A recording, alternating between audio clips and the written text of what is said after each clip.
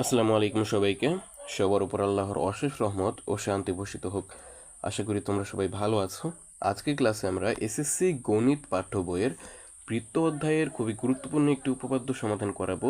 একদম সবচেয়ে সহজে তোমাদেরকে এই উপপাদ্যটি বোঝানো হবে, ঠিক আছে? আর এই পুরো ক্লাস জুড়ে আমি থাকছি তোমাদের সঙ্গে, সালমান। তাহলে চলো কথা না বাড়িয়ে আমরা আমাদের মূল পর্বে চলে যাই। দেখো, আজকের উপপাদ্যটি হচ্ছে 17 নম্বর উপপাদ্য 8.1 অনুশীলনীর। দেখো, এখানে একটা বৃত্ত দেওয়া আছে, ঠিক আছে? এই বৃত্তে কি কি মানে এই উপপাদ্যেরই মানে চিত্র, ঠিক আছে? মানে এই উপপাদ্যেরই চিত্ররূপ, ঠিক আছে? মানে বৃত্তটি কীরকম হবে চিত্র দিয়ে তো আমরা প্রমাণ করব, তাই না? দেখো, বৃত্তের কেন্দ্র ও ব্যাস ভিন্ন কোনো জ্যায়ের মধ্যবিন্দুর সংযোজক রেখাংশ ওই জ্যায়ের উপর লম্ব। এটা কিন্তু সাধারণ নির্বাচন, ঠিক আছে? এটা তোমরা লিখে দেবে যখন তোমরা প্রমাণ করার সময় লিখবে পরীক্ষার হলে, ঠিক আছে? বা যে কোনো সময় মানে যখন তোমরা অঙ্ক করবে। আশা করি বুঝতে পেরেছ। দেখো, আমরা এখানে কি বুঝিয়েছে আমাদের এই সাধারণ নির্বাচনে? এখানে বলেছে বৃত্তের একটা কেন্দ্র আছে, ঠিক আছে? সেই কেন্দ্র, ঠিক আছে, এবং বৃত্তের একটা জ্যা ধরে নিলাম আমরা। এই যে দেখো, এবি একটা জ্যা, ঠিক আছে? পরিধির যে কোনো দুই বিন্দুর সংযোজক রেখাংশই হচ্ছে জ্যা। আশা করি তোমরা জানো।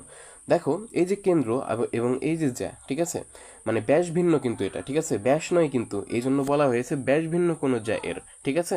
এখন এই যে ব্যাস ভিন্ন একটা জ্যা এবি, এটার কিন্তু মধ্যবিন্দু আছে, মানে এখানে বলে দিয়েছে, আমি কিন্তু বানিয়ে বলিনি, ঠিক আছে? এই ব্যাস ভিন্ন যে কোনো জ্যা এবি এর একটা মধ্যবিন্দু ধরে নিলাম এম আছে। এখন এই মধ্যবিন্দুর সংযোজক রেখাংশ, এখন কথা হচ্ছে কাকে দিয়ে সংযোগ করব? এখানে কিন্তু এই যে বৃত্তের কেন্দ্র দিয়ে, ঠিক আছে? অর্থাৎ কেন্দ্র এবং সেই মধ্যবিন্দুকে যদি আমরা যোগ করে দিই তাহলে এটাকে একটা রেখাংশ পাই না আমরা, সংযোজক রেখাংশ, মানে সংযোগ করেছি মানে সংযোজক রেখাংশ। এখন এই যে অঙ্কিত মানে আমরা আঁকলাম, ঠিক আছে, এই যে ও এম একটা সংযোজক রেখাংশ, তাই না? এখন এই সংযোজক রেখাংশটা কিন্তু এই এবি জে এর উপর লম্ব হবে, ঠিক আছে?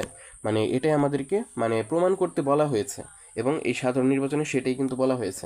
আমাদেরকে প্রমাণ করতে হবে যে ও এম লম্ব এবি, ঠিক আছে? মানে ও এমটা কার উপর লম্ব?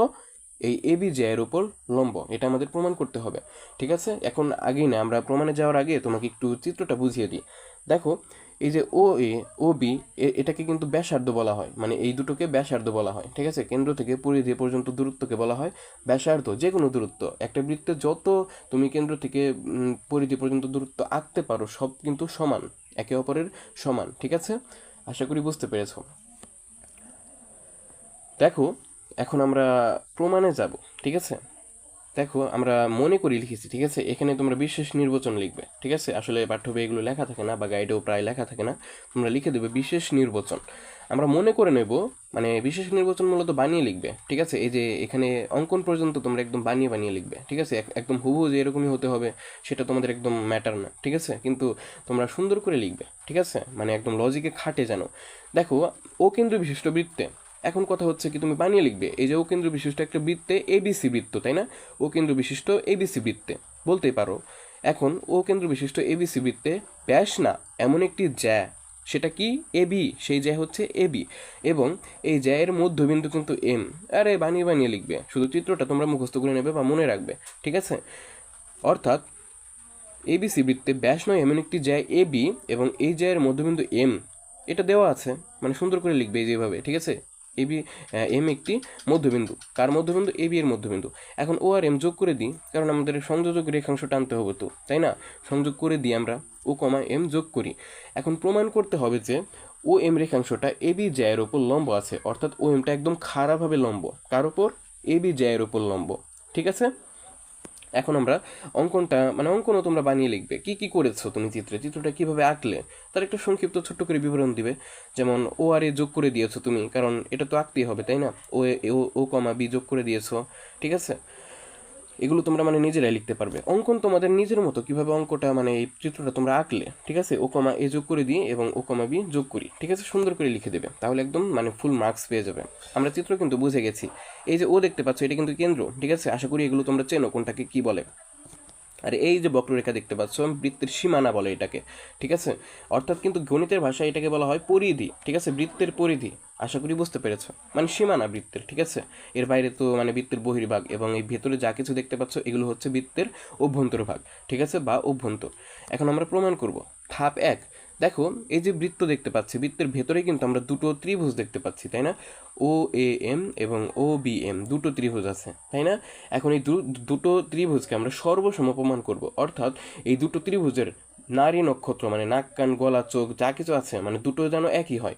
মানে ও এ এম ত্রিভুজের নাক কান গলা যা কিছু হবে, ও বি এম ত্রিভুজেরও নাক কান গলা মানে একই হবে, সব সেম, দুজনের একই বৈশিষ্ট্য হবে, একই মানে যমজ ভাই, ঠিক আছে? আমরা প্রমাণ করবো একদম যমজ, ঠিক আছে? একদম হুবহু, মানে কোনো অমিল থাকবে না, এটা আমরা প্রমাণ করব। দেখো ত্রিভুজ, এই যে একটা চিহ্ন দেখতে পাচ্ছ, ঠিক আছে? এটা হচ্ছে তোমার ত্রিভুজ চিহ্ন, সরি, দেখো এই যে এটা হচ্ছে ত্রিভুজ চিহ্ন, ঠিক আছে? এখন ত্রিভুজ ও এ এম, ঠিক আছে, আশা করি বুঝতে পেরেছো। এখন ত্রিভুজ ও এ এম এবং ত্রিভুজ ও বি এম এ আমরা প্রমাণ করব যে ওর নাক ওর নাকের সমান, ওর গলা ওর গলার সমান, মানে সব কিছু যেন দুটোর একই হয়, দুটো ত্রিভুজের সব কিছু যেন একদম একই হয়, এটা আমরা প্রমাণ করব, ঠিক আছে? মানে সর্বসমতা মানে প্রমাণ করবো আমরা, ঠিক আছে? দেখো এই ও এ এম ত্রিভুজে কি আছে, তিনটি বাহু আছে, এবং ও বি এম ত্রিভুজেও তিনটি বাহু আছে। এখন এ এম আর বি এম কিন্তু সমান আমরা লিখতে পারি, কোন যুক্তিতে লিখবো এটা তো আমাদের দেখাতে হবে। দেখো এম কিন্তু এ বি এর মধ্যবিন্দু, এটাই হচ্ছে যুক্তি। এখন এম এ বি এর মধ্যবিন্দু বলে কি আমরা লিখতে পারবো, এটার মানে বুঝলাম না, ঠিক আছে? আমি তোমাকে বুঝিয়ে দিচ্ছি। একটা লাঠিকে তুমি যদি একদম সমান দুই ভাগে ভাগ করো, ঠিক আছে, তাহলে কি সেই দুই ভাগই কিন্তু একে অপরের সমান হবে? কারণ তুমি সমান ভাগে ভাগ করেছো, দুই ভাগে একদম মাঝখানে তুমি ভাগ করেছো, তার মানে কি দুই ভাগ সমান হবে না? তেমনি তোমার এই যে এ বি রেখাংশ, ঠিক আছে, এটার মানে এটা তো একটা মানে জ্যা, তাই না? এই জ্যাকে আমরা সমান দুই ভাগে ভাগ করেছি এই এম মধ্যবিন্দু দ্বারা। আরে ভাই মধ্যবিন্দু মানেই তো একদম মাঝখানে আছে, তাই না?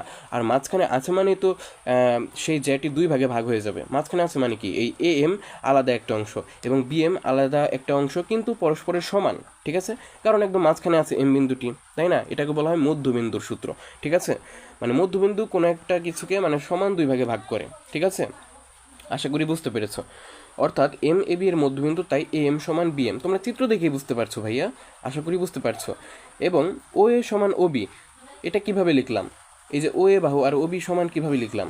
দেখো কেন্দ্র থেকে মানে পরিধির উপর, মানে কেন্দ্র থেকে পরিধির সকল দূরত্ব, ঠিক আছে, কোনো একটা বৃত্তে কেন্দ্র থেকে পরিধি পর্যন্ত দূরত্ব মানে যত দূরত্ব তুমি আঁকতে পারো, ঠিক আছে, সব দূরত্ব কিন্তু সমান, ঠিক আছে? কারণ একই বৃত্তের ব্যাসার্ধ, মানে দেখো এই এবিসি বৃত্তের ও এ ও একটি ব্যাসার্ধ এবং ও বিও কিন্তু আরেকটি ব্যাসার্ধ। এবং আমি বলেছি কেন্দ্র থেকে পরিধি পর্যন্ত সকল দূরত্ব মানে যত তুমি দূরত্ব আঁকতে পারো, ঠিক আছে, সব দূরত্ব কিন্তু সমান হবে, ঠিক আছে? আশা করি বুঝতে পেরেছো। এই যুক্তিতে আমরা ও এ সমান ও বি লিখতে পারি, তোমরা এই যে ব্র্যাকেট দিয়ে লিখে দেবে, ঠিক আছে? এগুলো না লিখলে কিন্তু মার্কস দেবে না, ঠিক আছে? এবং সর্বশেষ ও এম সমান ও এম, এটা তো বুঝলাম না এটা কিভাবে আসলো। দেখো ও এম কিন্তু ও এ এম ত্রিভুজেরও একটি বাহু এবং ও এম কিন্তু ও বি এমরও একটি মানে বাহু। তুমি একটু চিন্তা করে দেখো, দুটি ত্রিভুজেরই কিন্তু এটি একটা বাহু, মানে দুটি ত্রিভুজই আছে, তার মানে কি সাধারণ, তাই না? কমন নিতে পারি, তোমরা যারা বলো যে কমন নিয়ে থাকি, ঠিক আছে? মানে ও এম কিন্তু দুটি ত্রিভুজেরই একটা বাহু, তার মানে কি ও এমটা সাধারণ বাহু, তাই না? এই যুক্তিতে আমরা লিখতে পারি ও এম আর ও এম সমান, কারণ দুই বাহুরই তো মানে দুটি ত্রিভুজেরই তো এই বাহুটি রয়েছে, তাই না? তার মানে কি ও এম আর ও এম তো সমানই হবে, এটা তো বোঝাই যাচ্ছে, তাই না? সুতরাং আমরা কি বলতে পারি, নাক কান গলা কিন্তু আমরা একদম মানে সমান করে ফেলেছি, ঠিক আছে?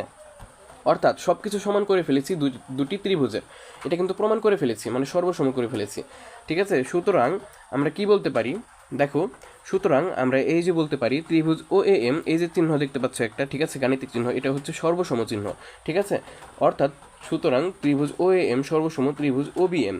এটাকে যুক্তি দিতে হবে যে সর্বসম তো করলাম, মানে কোন যুক্তিতে করলাম? দেখো আমরা কিন্তু দুটি ত্রিভুজের শুধু বাহুগুলো সমান দেখিয়েছি, কোণ নিয়ে কিন্তু হিসেব করিনি যে এই কোণ এই কোণের সমান নাকি, ঠিক আছে? আমরা কিন্তু কোণের কথা বলিনি, ঠিক আছে? অর্থাৎ আমরা বাহু দিয়ে প্রমাণ করেছি এই ত্রিভুজ ও এম এর তিনটি বাহু এই ত্রিভুজ ও বি এম এর তিনটি বাহুর সমান করে ফেলেছি। তার মানে কি আমরা শুধু বাহু দিয়ে প্রমাণ করেছি। কয় বাহুর প্রমাণ করেছি? 3 বাহু দিয়ে প্রমাণ করেছি, তাই না? তার মানে কি বাহু বাহু বাহু উপপাদ্য, এটা উপপাদ্য আছে, ঠিক আছে, মানে এটা একটা সূত্র, ঠিক আছে? আশা করি তোমরা পারো।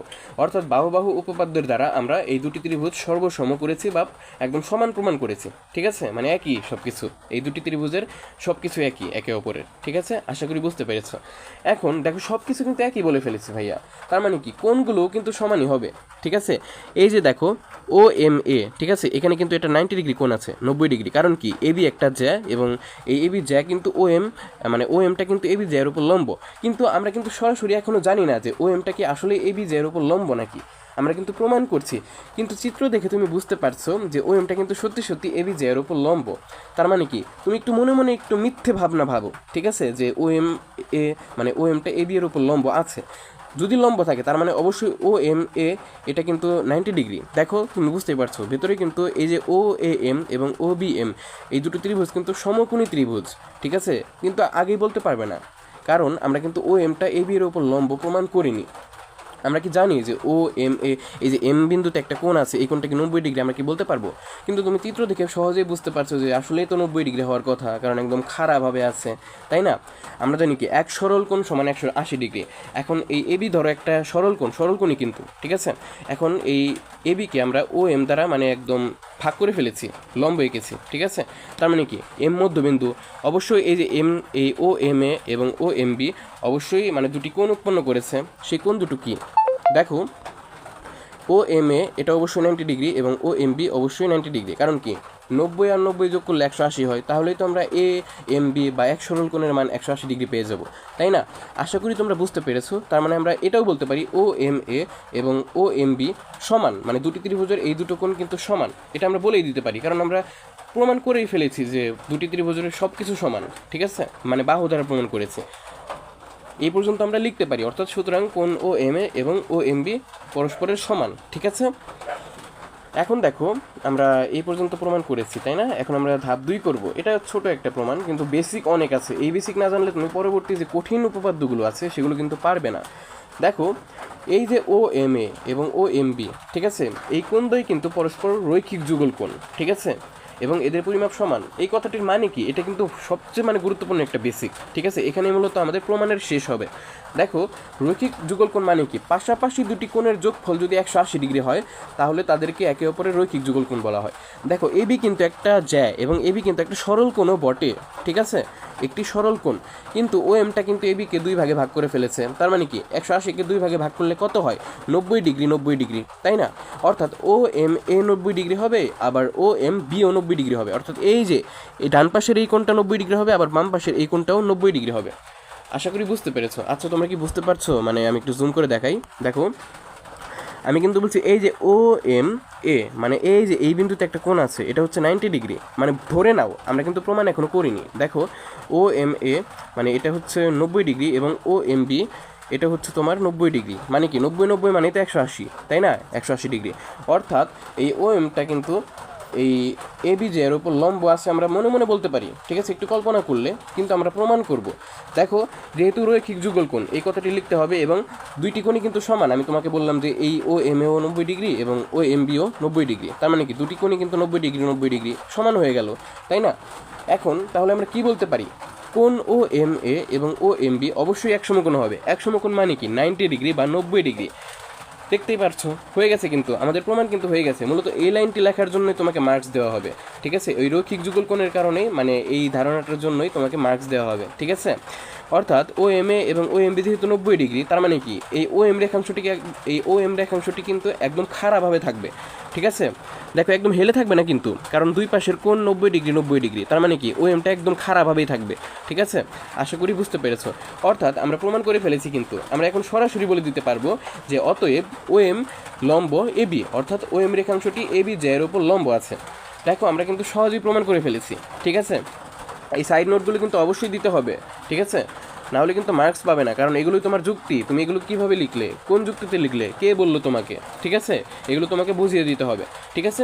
মূলত তোমরা যদি চিত্রটা মুখস্থ করতে পারো বা মনে রাখতে পারো, ঠিক আছে, আর এই সাধারণ নির্বাচনটা মুখস্থ করতে পারো, তাহলে একদম কেউ তোমাদের ঠেকাতে পারবে না। প্রমাণ তোমরা নিজেরাই বানিয়ে বানিয়ে করতে পারবে। তুমি একটু খাতায় ট্রাই করো, দেখবে এখন তুমি নিজেরাই পারবে, ঠিক আছে, মানে তুমি নিজেই পারবে।